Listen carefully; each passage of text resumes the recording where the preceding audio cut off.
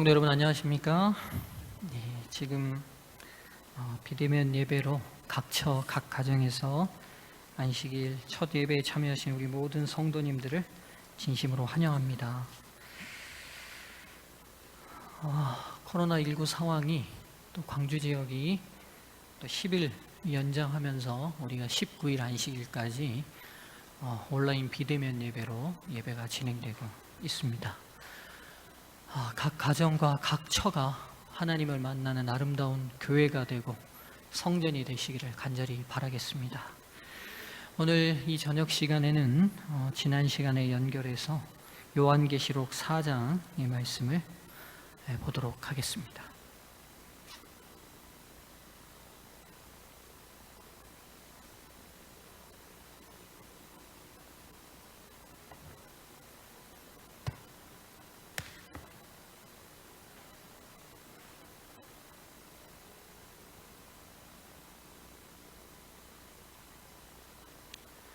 요한계시록 4장을 좀 펴주시면 좋겠습니다.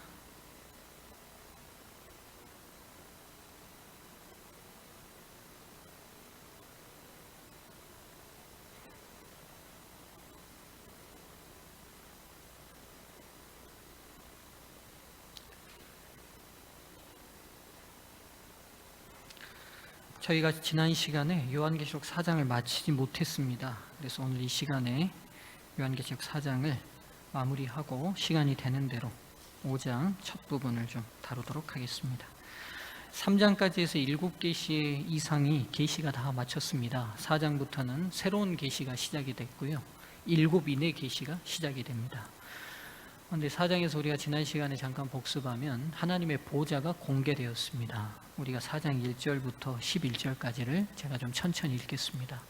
우리 각 가정에 계신 우리 성도님들도 성경을 펴시고 함께 좀 읽으시면 좋겠습니다. 제가 지난 시간에도 설명드렸던 것처럼 요한계시록은 이상을 글로 옮긴 말씀이에요. 그러니까 이 글을 읽으면서 우리는 뭘 생각해야 되냐면 이 이상이 어떤 장면이었는지 장면으로 연상하셔야 합니다. 그래야 계시록을 이해하는 게 훨씬 도움이 되십니다.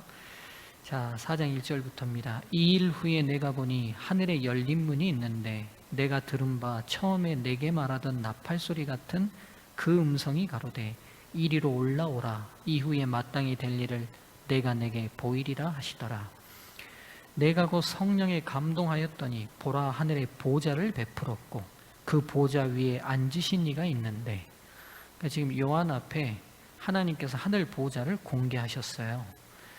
3절입니다. 앉으신 이의 모양이 벽옥과 홍보석 같고 또 무지개가 있어 보좌에 둘렀는데 그 모양이 녹보석 같더라. 또 보좌에 둘러 24 보좌들이 있고 그 보좌들 위에 24 장로들이 흰옷을 입고 머리에 금면류관을 쓰고 앉았더라. 보좌로부터 번개와 음성과 내성이 나고 보좌 앞에 7 등불 켠 것이 있으니 이는 하나님의 7 영이라. 보좌 앞에 수정과 같은 유리 바닷가가 있고 보좌 가운데와 보좌 주위에 4 생물이 있는데 앞뒤에 눈이 가득하더라. 그 첫째 생물은 사자 같고 그 둘째 생물은 송아지 같고 그 셋째 생물은 얼굴이 사람 같고 그 넷째 생물은 날아가는 독수리 같은데 4 생물이 각각 6 날개가 있고 그 안과 주위에 눈이 가득하더라. 그들이 밤낮 쉬지 않고 이르기를 거룩하다 거룩하다 거룩하다 주 하나님 곧 전능하시니여 전에도 계셨고 이제도 계시고 장차 오실 자라 하고 그 생물들이 영광과 존귀와 감사를 보좌에 앉으사 세세토록 사시는 이에게 돌릴 때에 24 장로들이 보좌에 앉으신 이 앞에 엎드려 세세토록 사시는 이에게 경배하고 자기의 면류관을 보좌 앞에 던지며 가로되 우리 주 하나님이여 영광과 존귀와 능력을 받으시는 것이 합당하오니 주께서 만물을 지으신지라 만물이 주의 뜻대로 있었고 또 지으심을 받았나이다 하더라. 아멘. 지금 하나님 보좌가 공개되면서 이 보좌와 함께 이 장면에 나타난 이 존재들이 있었어요. 우리가 첫 번째는 삼위 하나님이 등장하시지요. 근데 이 4장에서는 이위이신 아들 하나님께서 보이지 않으십니다. 아버지 하나님이 보좌에 앉아 계시고 그 보좌 앞에 7 등불 영으로 나타난 성령 하나님만 계셔요. 이 아들 하나님께서 여기 등장하지 않으시는 중요한 이유는 5장을 공부할 때 나타납니다. 그리고 두 번째 존재들이 등장하는데요. 24장로가 등장했습니다. 보좌를 두르고 있지요. 우리가 지난 시간에 이 24장로들이 어떤 존재들인지 다뤘습니다. 이 시간에는 다루지 않겠습니다. 자, 세 번째는 어떤 존재들이 또 보좌 가운데와 주위에 있었습니까? 6절에 보면요. 예, 네 생물이 있어요. 이 생물이라고 하니까 좀 어감이 그런데요. 존재들이라고 생각하시면 됩니다. 네 존재들이 있는데 이 존재들은 모양새가 좀 굉장히 독특합니다. 첫째 존재는 뭐처럼 생겼다고 말하죠?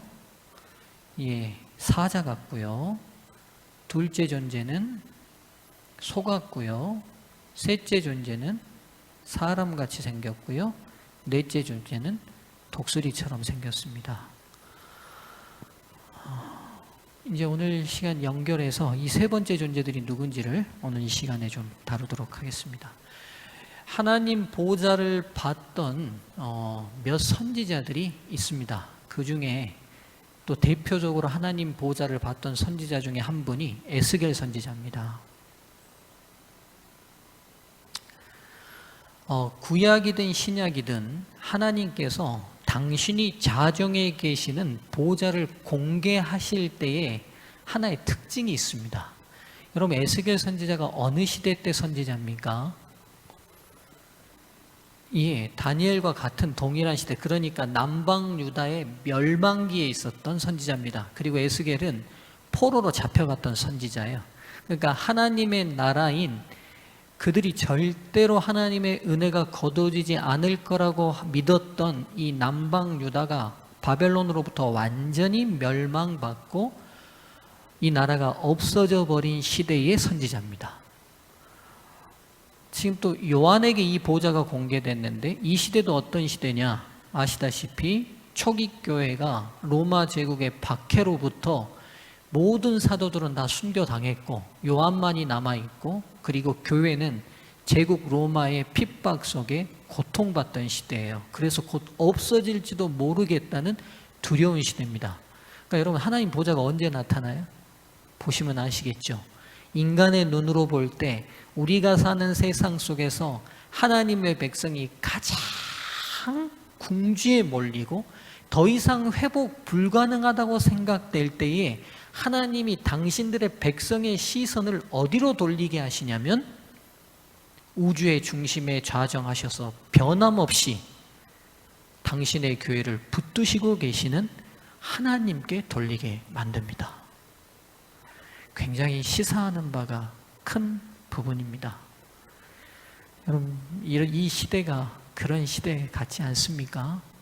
하나님의 교회가 어려움에 당면한 이 시대, 우리가 우리 눈앞에 있는 현실적 문제들의 눈을 돌려 하나님이 선지자들을 통해서 보여주신 진실된 이상과 계시로 우리의 시각을 돌릴 때가 지금임에 틀림없습니다. 사랑하는 성도님들이시여, 제가 다시 간곡히 여러분에게 당부드리고 부탁드립니다. 지금 우리가 교회에서 함께 모여서 활동하는 것이 어려운 시대입니다.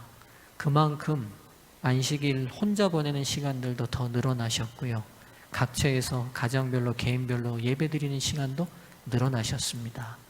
이 시간에 그동안 사람과 싸워왔던 시간이 아닌 우리의 마음과 중심을 하나님께 주목하는 시간으로 부디 잘 활용하시게 되기를 간절히 바라겠습니다. 자, 이 에스겔 선지자도 하나님의 보좌를 보게 돼요. 근데 이 요한이 봤던 이상과 동일하고 비슷한 이상을 보게 됩니다. 우리 에스겔 10장으로 가보겠습니다. 한번 에스겔 10장을 찾아볼게요. 자,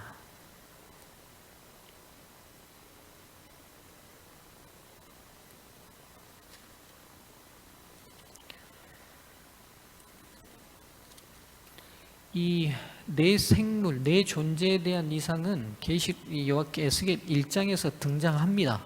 근데 이 존재들이 어떤 존재인지 10장에 가면 답이 나와요. 에스겔 10장에 가면 이 특이한 동물처럼도 생겼던 이 존재들이 도대체 어떤 존재인지 10장 20절에서 22절입니다. 자, 제가 읽어볼게요. 에스겔, 자, 제가 쓰겠습니다, 여러분들. 제가 몇 장이라고? 20장 20절에서 22절에 보면 이 네 존재들이 어떤 존재인지 답을 주고 계십니다. 자, 보겠습니다. 그것은 내가 그발 강가에서 본 바 이스라엘 하나님의 아래에 있던 생물이라. 그들이 누구라고 나옵니까? 그룹이라고 나옵니다. 그룹들인 줄 내가 아니라 이렇게 나와요. 각기 내 얼굴과 내 날개가 있으며 날개 밑에는 사람의 손 형상이 있으니 그 얼굴의 형상은 내가 그발 강가에서 보던 얼굴이며 그 모양과 몸뚱이도 그리하며 각기 곧게 앞으로 행하더라. 에스겔 1장에서 봤던 사자, 소, 사람, 독수리와 같은 이 네 생물이 어떤 존재들인지 에스겔에게는 답이 제시되어 있었어요. 그 이 네 존재들이 바로 그룹. 여러분, 영어 그룹 아닙니다. 영어 그룹 아니고요. 히브리어입니다. 케루빔이라고 이 언어로는요, 케루빔입니다. 이게 이제 아마 번역하다가 보니까 이게 아마 그룹으로 이렇게 된 것 같습니다. 자, 그럼 이 그룹이 누구냐면 하나님의 천사들 중에 하나님의 가장 지근거리에서 하나님의 맡겨주신 사역을 완성하는 하늘 천사들입니다. 그러니까요, 이 그룹이라는 존재는 하나님의 가장 지근거리에서 하나님을 보좌하는 천사들입니다. 그리고 이 그룹 천사들이 하는 일이 오늘 우리가 읽은 본문 가운데 나와요. 이들이 뭘 주도하냐면 찬양을 주도하죠. 그래서 이 그룹 천사들이 하는 첫 번째 일은 하나님께 드리는 찬양을 주도합니다. 또 하나, 계시록을 계속 읽다 보면 이 땅에 하나님의 저주와 형벌을 집행할 때에 이 그룹 천사들이 대행합니다. 그래서 하나님의 일을 대행하는 대행자들입니다. 근데요, 우리가 알고 있는 천사는 어떤 모습이어야 돼요, 여러분? 우리가 그림에서 많이 봤던 천사의 모습은 사람과 동일하고 몸만 날개만 단 모습인데, 지금 여기 하나님 보좌에 등장한 이 가장 하나님 지근거리에서 하나님의 일을 수행하는 이 천사들의 모습은 자칫 굉장히 좀 특이한 모습을 가지고 있습니다. 이건 제 생각입니다. 우리가 하늘에 가서 직접 볼 때 이 모습이 아닐 수도 있습니다. 왜냐하면 이상과 계시는 있는 모습 그대로로 공개하여 보여주시기도 하시지만 인간들에게 깊은 영적 의미들을 더해 주시기 위해서 보여주시는 역할도 있어요.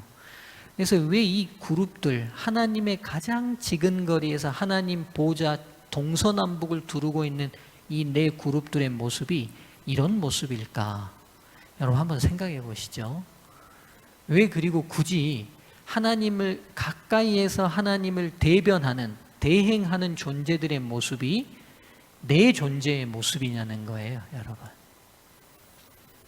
성경은 질서를 가지고 있고요, 일관됨을 가지고 있어요. 여러분, 사하면 뭐 떠오르는 거 없으신가요? 이게 여러분이 가정에서 대답을 하시니까 제 귀에 안 들려가지고 제가 지금 말씀을 하시는지 안 하시는지 잘 모르겠는데, 오늘 예배를 돕기 위하여 나오신 우리 몇 분의 성도님들도 한번 대답해 보시죠.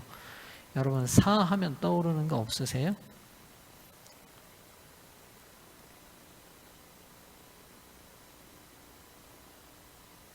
성경에서 사하면 떠오르는 거 없으십니까? 힌트를 좀 들으면 복음서가 몇 개인가요? 예, 사복음이시죠. 왜 예수님을 세상에 드러내는 복음서가 한 권이 아니고 네 권입니까? 그분이 가지신 품성과 사역을 네 측면에서 보여주기 위함이죠. 자, 그러면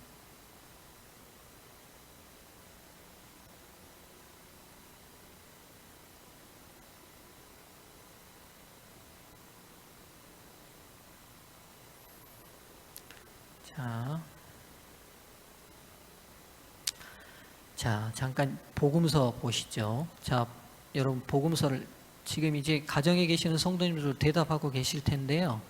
제가 일단 여기 예배를 돕기 오신 성도님들의 대답을 좀 함께 듣고 나눠보겠습니다. 여러분 복음서 어떤 복음서 있습니까?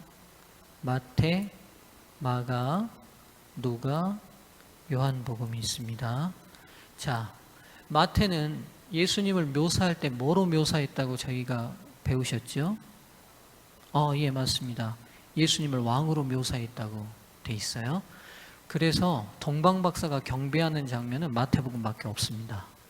다른 복음서에는 없어요.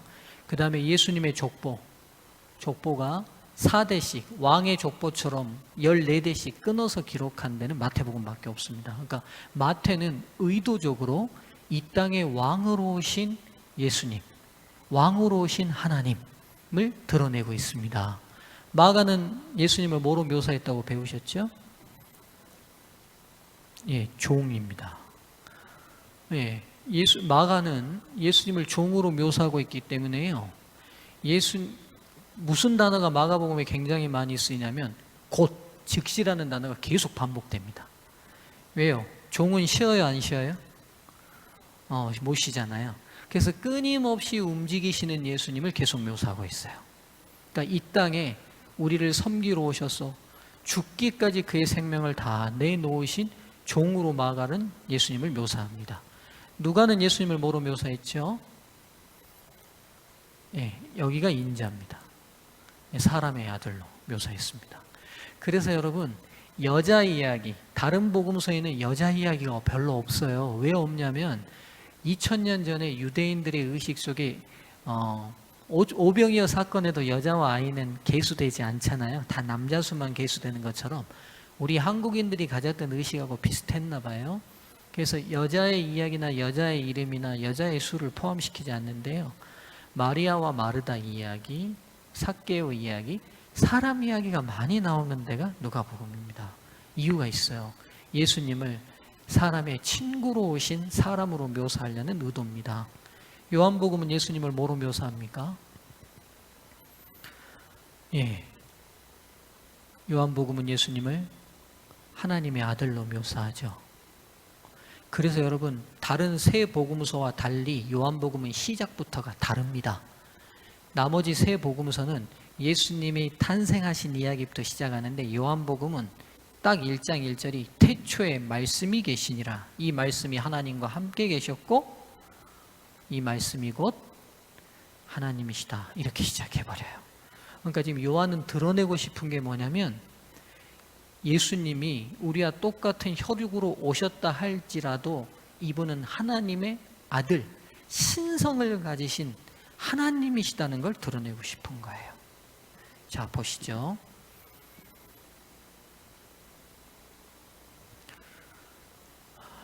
우리가 백수의 왕을 어떤 동물로 묘사합니까? 사자로 묘사하죠.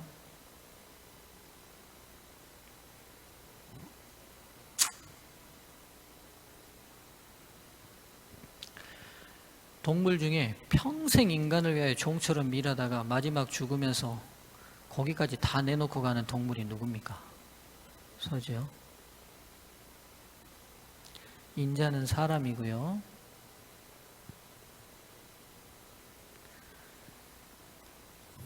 하늘을 제패하는, 하늘에서 가장 강력한 존재가 누굽니까? 네, 우리 인간의 눈으로 볼 때 독수리죠. 그래서 네 지파의 이 성소를 중심으로 네 지파가 세 지파씩 동서남북 진을 쳤을 때 그 군기가 이 네 개였어요. 이 네 개였어요. 그러니까 지금 이 그룹들이 왜 이런 모양으로 나타났는지 중요한 이유가 있어요. 하나님의 가장 지근거리에서 하나님을 보좌하고 예수 그리스도를 대행하잖아요. 하나님의 권한을 대행하지요. 그러니까 이들이 누구를 드러내고 있어요? 예수님, 하나님이 어떤 분이신지를 나타내는 천사들이에요. 그래서 그들의 모양이 예수 그리스도가 이 땅에 오셔서 드러났던 왕이요, 종이요, 인자요, 하나님의 아들인 모습을 형상한 모습으로 등장합니다. 네.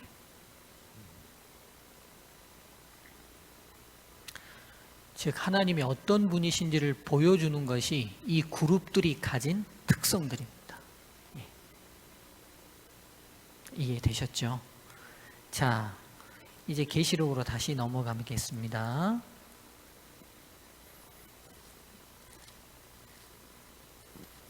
자, 계시록 4장입니다.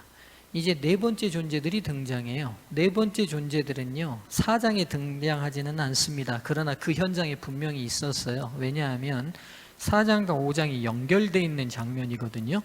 같은 하나님의 보좌에서 일어난 장면을 4장과 5장이 기록하고 있어요.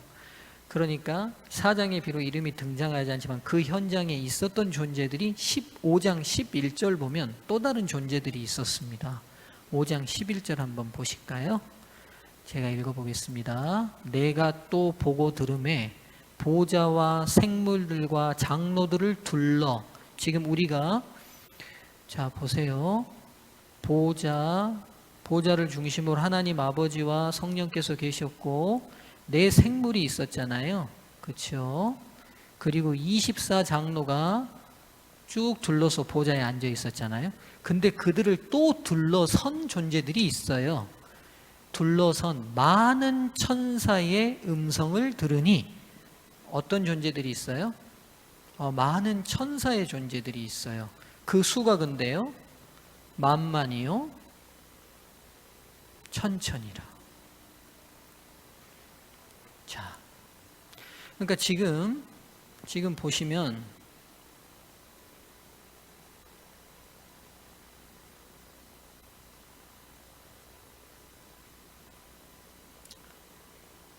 이 보좌를 중심으로 네 생물 그리고 24장로 그리고 수많은 천사들이 지금 둘러 있어요. 그러니까 지금 하나님 보좌의 장면을 우리가 이렇게 지금 상상할 수 있습니다. 자, 그러면 이들은 누구냐는 거예요. 여기 뭐 천사들이라고 그 이유를 밝히고 있는데요. 그럼 이 천사들이 왜 있냐는 거죠.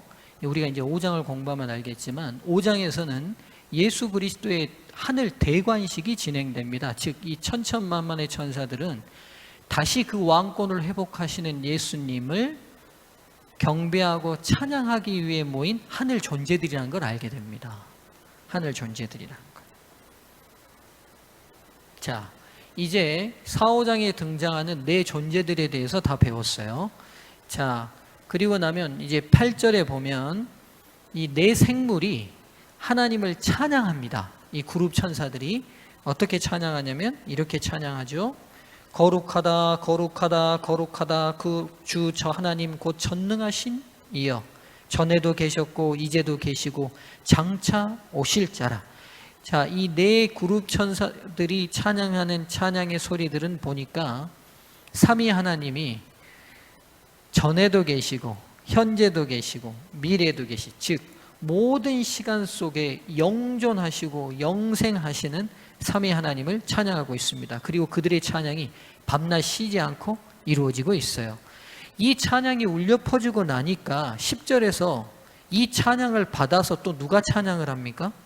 24장로들이 함께 찬양을 동참합니다. 근데 일어나서 이들이 하는 행동이 있어요. 10절에 24장로들이 보좌에 앉으신 이 앞에 엎드려 세세토록 사시는 이에게 경배하고, 그 다음 여러분 이들이 어떻게 합니까? 이 장로님들이 어떻게 하죠? 자기의 면류관을 보좌 앞으로 던지면서 찬양해요. 그렇죠? 그러니까 자기가 썼던 면류관을 벗어서 하나님 보좌 앞을 향하여 던지고 있어요. 여러분, 이 장면이 우리에게는 낯선 장면인데 이 요한의 계시를 당시에 봤던 이 기독교인들은 이 장면이 무슨 장면인지 바로 이해가 됐을 거예요. 이게 무슨 장면이냐면 당시에 세계를 지배했던 로마 제국의 황제는 여러 나라를 점령했잖아요. 그래서 황제가 그 지역들에게 들어갔을 때 그 지역을 다스리던 왕들이 그들이 썼던 왕관을 벗어서 황제에게 드리는 행사들을 했어요. 즉 그걸 통해서 본인의 왕권이 이제 누구에게 있다는 걸 인정하는 거예요. 로마 황제에게 있다는 걸 인정하는 예배의 행사들을 진행했어요. 그런데 지금 하늘 보좌에서 뭐가 벌어지고 있냐면 면류관 쓴 장로님들이 그 면류관을 벗어서 하나님 보좌 앞에 드리는 행위를 하고 있어요. 모든 세상이 당시에 모든 세상이 주님이라는 단어를 누구에게 썼어요? 여러분, 2000년 전에는 세상의 일반적인 사람들이 누구를 주님으로 불렀어요? 로마 황제를 주님으로 불렀어요. 로마 황제를. 그리고 그게 시류에 맞는 행동이었어요. 로마가요, 본인을 인정하면 아주 너그러웠지만 반란하면 가만두지 않았거든요. 본때를 보였어요. 그래서 깡그리 없애버렸거든요.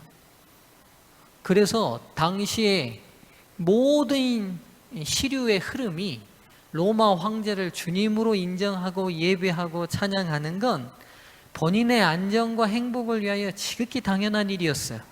근데 이 시류에 거스리는 사람들이 있었어요. 누굽니까, 여러분? 네, 그리스도인들이에요.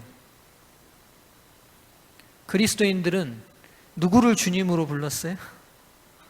네, 로마의 형벌인 십자가에 처절히 죽은 갈릴리 한 마을의 작은 선생이었던 예수님을 주님으로 불렀어요. 여러분, 이걸 현실로 좀 가져와서 생각해 보면 우리가 2000년 전에 살았다고 한번 생각을 해 보시죠. 이게 지혜로운 행동입니까? 예? 세상에 이런 미련한 행동이 없어요. 이것 때문에 지금 요한은 투옥되어 이 밤모섬에 와 있고, 끊임없이 이 시간에도 당시의 그리스도인들은 콜로세움으로 끌려가서 사자에게 뜯기든 화형을 당하든 가진 고통을 받지 않았습니까? 그런데도 그들이 뭘 포기하지 않았어요? 누가 주님이라는 걸 포기하지 않았어요?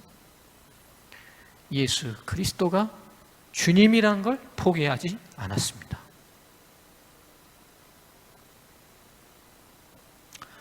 사랑하는 성도님들이시여, 여러분과 저는 이 땅을 살아갈 때 무엇을 주님으로 모시고 살아갑니까? 제가 볼 때는요, 현대의 주님은 이미 돈이 돼버린 세상인 것 같아요. 돈이 모든 것을 주도하는 세상이 돼버렸습니다. 입으로 고백하지 않지만 온 삶이 돈을 주로 인정하는 세상이 돼버렸어요. 그게 어디까지도요? 하나님의 교회 성도들까지도요. 그래서 교회 안에 많은 부정과 불이한 이익을 남기기 위한 여러 방법들이 세상 시사 프로그램에 고발되는 세상을 맞이했습니다. 여러분, 우리가 이 장면을 다시 깊이 생각해 보아야 할 장면입니다. 오늘 요한이 이 계시를 보고 저는 굉장히 흥분했을 것 같아요. 왜요?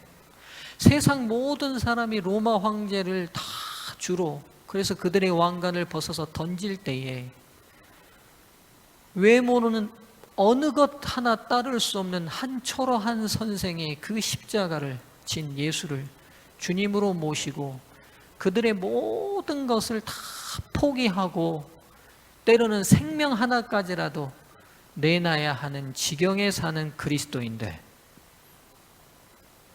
도저히 세상이 이해할 수 없고 그들의 행동을 납득하고 설명이 불가능해요. 이성적이지 않습니다. 그런데 여러분, 우리가 보는, 요한이 보는 세상은 다 로마 황제를 주님이라고 부르는데 가만 보세요. 요한이 시각을 들어서 하늘을 보니까 온 우주의 피조 세계는 다 누구를 주님이라고 불러요? 하늘 아버지, 우리 주 예수 그리스도를 주라고 인정해요. 여러분, 요한이, 제가 이 이상 속에 저는 전율을 느꼈을 거라고 생각해요. 전율을 느꼈을 거예요. 지금 내가 사는 이 조그마한 지구가 전 세계의 모든 건 줄 알고 살면서 이 지구에서 벌어지는 것이 모든 것이냐 다 살아가고 있을 때 하나님께서 요한의 시석을 온 우주로 확대시켰어요. 여러분, 재림 성도는 지구를 보고 사는 사람들이 아니라 우주를 보고 사는 사람들이에요. 지구에서 벌어지는 일에 우리의 삶을 거는 존재들이 아니라 온 우주의 진상을 통해 흐름이 무엇인지를 파악하는 사람이에요. 시간이 지나보면 알 겁니다. 누가 진짜 지혜로웠는지, 누가 진짜 투자를 제대로 했는지, 누가 진짜 바른 길을 선택했는지. 요한이 이 이상을 봤을 때 하나님의 휘황찬란한 보좌 주위에 내 생물이 거룩하다 거룩하다 거룩하다 찬양하니까 24장로가 일어나서 면류관을 다 드리며 창조주 하나님을 찬양하고, 수도 셀 수 없는 천천만만의 우주 거민이 하나님 보좌 주위에 끝도 없이 모인 우주 거민이 하나님을 찬양하는 그 광경을 봤을 때 내가 정말 바른 길에 선택했다. 그리고 나 같은 존재가 어떻게 감히 이 영광스러운 바른 길을 깨닫고 들어섰을까 감사하지 않았을까요? 사랑하는 우리 서중왕 성도들이시여, 우리의 시선을 이 땅에서, 하나님이 계시록을 주신 이유가 거기에 있습니다. 이 현실의 이 조그마한 지구 도성에서 눈을 돌려 이 세상의 시세의 흐름의 근본적 방향성, 이 우주적 흐름의 방향이 어디로 흐르는지를 우리에게 보여주시려고 계시록을 주신 거예요. 눈을 확대하셔야 돼요.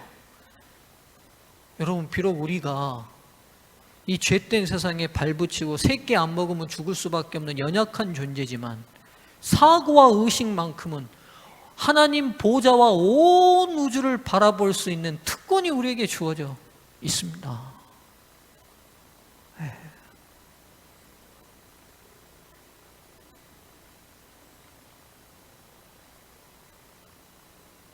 이 사실로 우리가 힘을 얻게 되시게 되기를 간절히 바랍니다.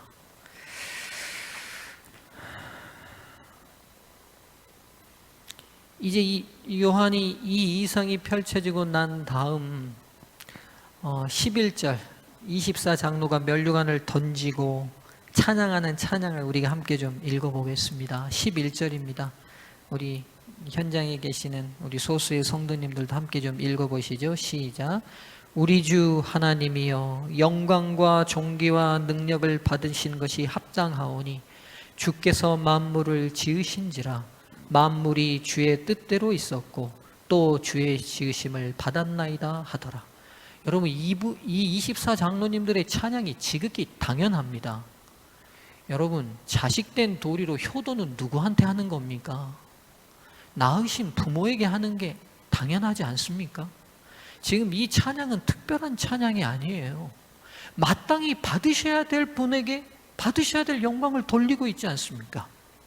사탄이 죄된 세상을 만들고 우리의 모든 사고를 왜곡시키고 오염시켜서 지금 여러분 아시다시피 요한 당시에 이 로마는 황제를 죽으면 다 신이 된다고 믿었고 이미 죽기 전에도 그들의 신상을 만들어서 신처럼 여겼어요. 얼마나 우스운 일이에요. 얼마나 우스운 일입니까, 여러분? 네? 도대체 그 로마 황제가 우리에게 해줄 수 있는 게 뭡니까? 같은 인간이 우리에게 해줄 수 있는 게 뭐죠, 여러분? 물론 이 땅에서 조금 잘 살게 해줄 수는 있겠죠. 돈 좀 더 줘서요. 여러분, 이 24장로의 찬양은 지극히 당연하지만 지극히 당연한 찬양을 드리지 않는 세상을 향한 경종이기도 합니다. 경종이기도 해요. 우리 소중한 성도들과 저는 마땅히 받으셔야 할 대분에게, 창조주 하나님께 영광 돌리면 좋겠습니다. 오늘 이 안식일을 기억하시는 것, 이것부터입니다. 오늘이 창조의 기념일 아닙니까? 우리가 왜 굳이 안식일을 지킵니까? 마땅히 찬양 받으셔야 될 하나님께 영광 돌리려고 이 안식일 지키고 있는 거 아닙니까? 그렇죠? 여러분 모두에게 이 안식의 축복이 충만히 임하기를 간절히 바랍니다. 예, 이제 5장을 좀 넘어가도록 하겠습니다.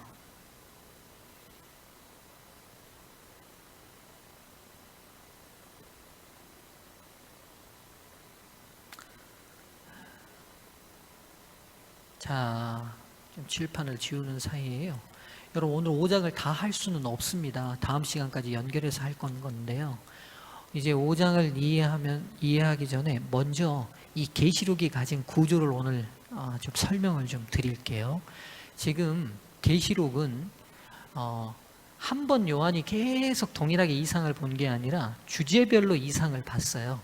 그래서 그 주제별로 몇 묶음의 이상을 기록해 놨거든요. 그래서 첫 번째 봤던 이상은 우리가 알다시피 7교회에 대한 이상을 본 거예요. 그리고 지금 4장부터는 7인의 이상을 보았습니다. 근데 이 계시록이 가진 독특한 구조가 하나가 있는데 이게 뭐냐면 한 이상이 다 마치는 마지막 성경절에는 그 이상을 요약함과 동시에 그 다음 이상에 대한 예고를 해요. 네. 이런 구조를 가지고 있어요. 무슨 말인지 이해되시죠? 그러니까 한 이상이 마치는 마지막 문장은 앞 문장을 요약함과 동시에 그 다음 보게 될 이상에 대한 예고편을 가지고 있어요. 예고의 성격이 있어요. 자, 보시죠.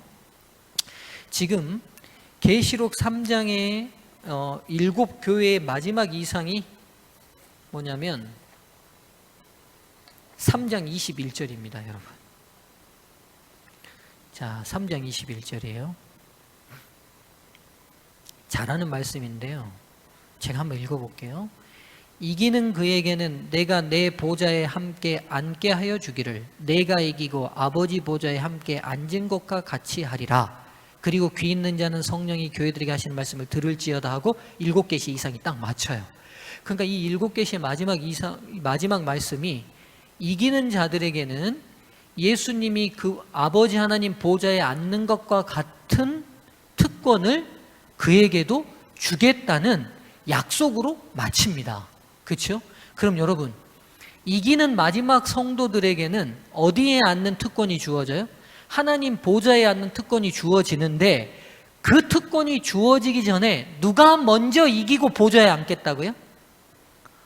예수님이.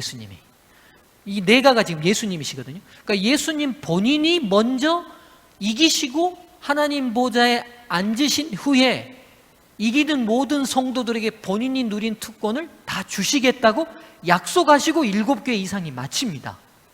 그러면서 7인의 이상은 뭐냐면 이 3장 21절의 말씀이 어떤 과정을 통해 이루어지는지를 계시하고 있어요. 자, 보셔요. 자, 계시록 그래서 4장, 계시록 5장, 계시록 6장, 계시록 7장. 오늘 여기까지만 설명하고 제가 설교를 마치겠습니다. 자, 보세요. 자, 3장 21절의 말씀처럼 마지막 모든 하나님의 백성들이 승리하면 하나님 보좌에 앉겠다는 약속을 주셨어요. 근데 그 약속 전에 누가 먼저 이기시고 누가 하나님 보좌에 앉으시겠대요? 예수님이 먼저 이시고 하나님 보좌에 앉으시겠대요. 그러면서 4장이 시작될 때 하늘이 열리면서 뭐가 보였어요? 바로 하나님 보좌가 보였죠. 그렇죠? 하나님 보좌에 주목해요. 그리고 우리가 5장은 읽지 않았습니다만 5장에 드디어 하나님 보좌에 앉으시는 예수님이 등장하셔요. 승리하시고. 이게 5장의 내용이에요. 그리고는 이제 6장에서 7인이 하나씩 떼지기 시작하면서 지상의 하나님의 백성들이 승리해 가는 과정을 그리고 있어요. 그리고 7장에서 드디어 하나님의 백성인 14만 4천이 하나님의 보좌로 인도되는 장면으로 7장이 등장해요. 그러니까 지금 3장 21절에 이 요약을 쭉 풀어서 계시를 보여주고 계시죠. 그렇죠? 네. 7장이 14만 4천 하나님의 백성들이 하나님 보좌로 인도되는 장면이 나와요. 이런 구조가 뒤에도 또 나옵니다. 이게 계시록이 질서를 가지고 있어요. 우리가 볼 때 어려워 보이지만 깊이 기도하면서 하나님의 능력을 구해서 보면 이 질서가 보이고 하나님의 뜻이 보입니다. 예.